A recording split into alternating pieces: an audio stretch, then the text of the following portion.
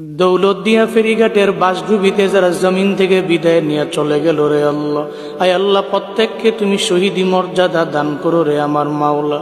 আয় আল্লাহ কান্নার আওয়াজ, আয় আল্লাহ বাবা কান্না করে নিজের সন্তানের জন্য, স্বামী কান্না করে স্ত্রীর জন্য।